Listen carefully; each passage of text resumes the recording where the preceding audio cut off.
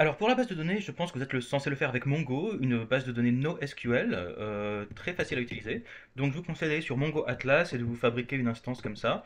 On va se fabriquer une instance, je crois que vous avez le droit à une instance gratos. On va faire ça, Pay as you go, Deploy, non, Features free. Ouais, pardon, voilà, non, prenez la version gratos, voilà. Alors, je crois que vous êtes censé la protéger avec un username. Donc, on va mettre bmrej, auto-generate secure password. On va le regarder, ce password, il est là. On va le copier et on va fabriquer un user. Ah, bmrej already exists. Ah, bah, hop, on va le supprimer. L'autre aussi, on va le supprimer. Donc, voilà, on va copier ça et on va se fabriquer ce user.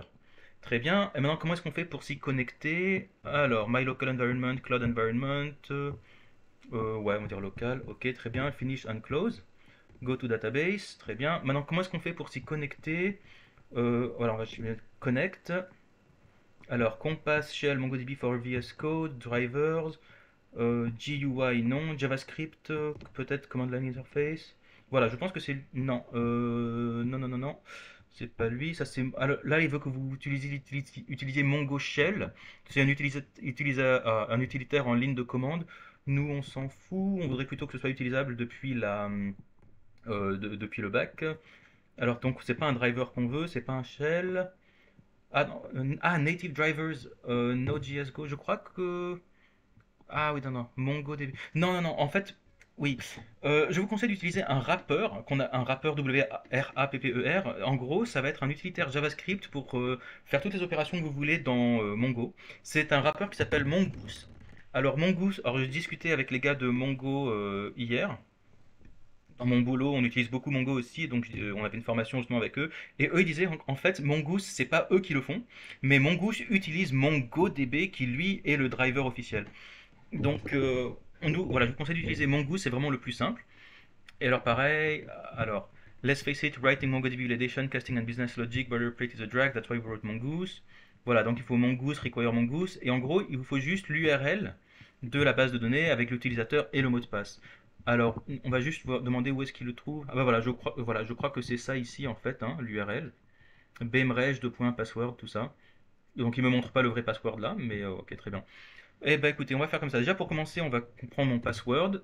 Alors évidemment, là je le mets dans le code, mais uniquement pour vous, hein.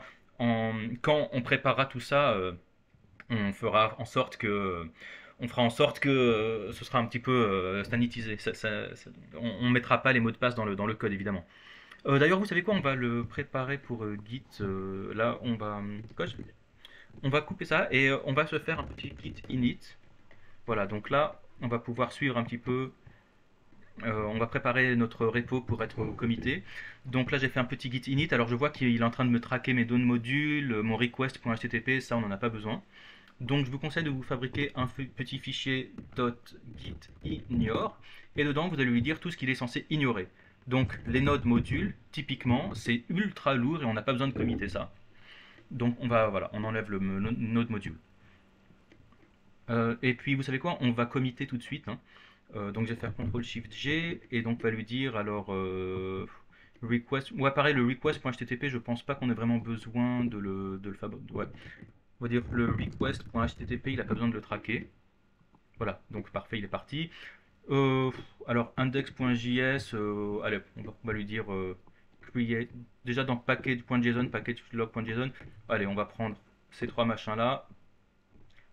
Donc voilà, pour là, je suis en train de committer Git, je suis en train de stager le git ignore, le package.log.json et le package.json.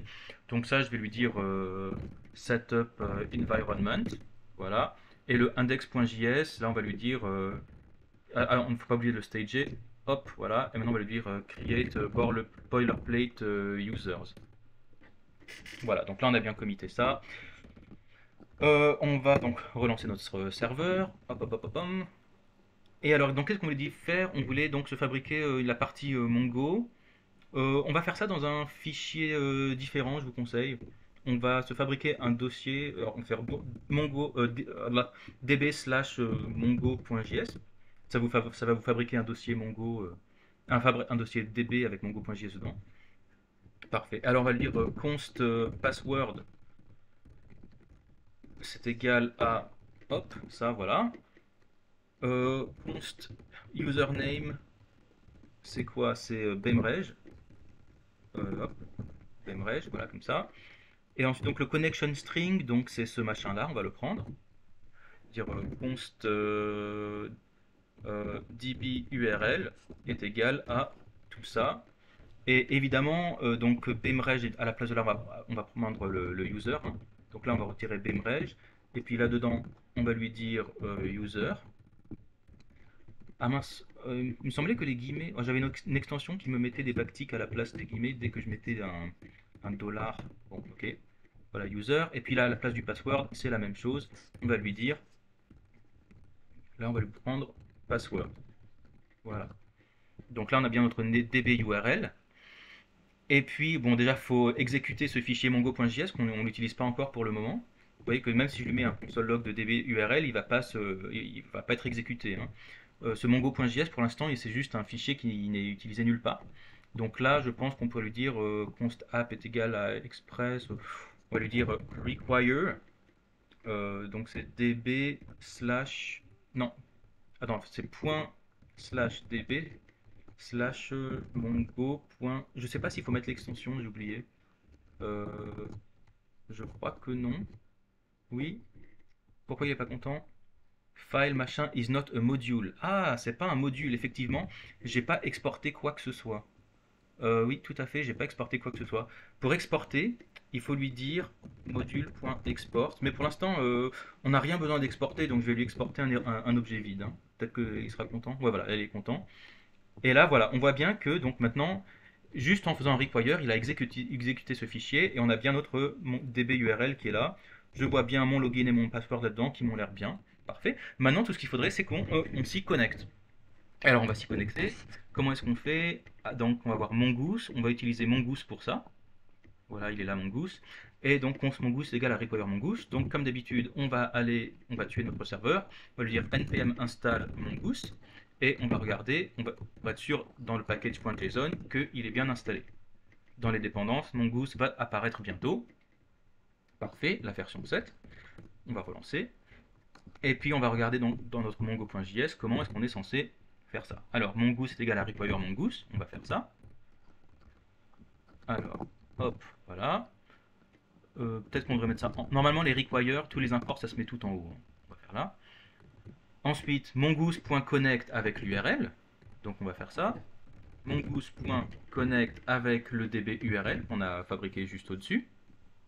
Allez, db URL. Et après, qu'est-ce qu'on a? Ah, bah, il me semble que c'est bon. Il me semble qu'on a le droit de lui passer un... si je regarde connect, je crois qu'on a le droit de lui passer une deuxième... alors, c'est la fonction connect, elle prend une URI qui est une string.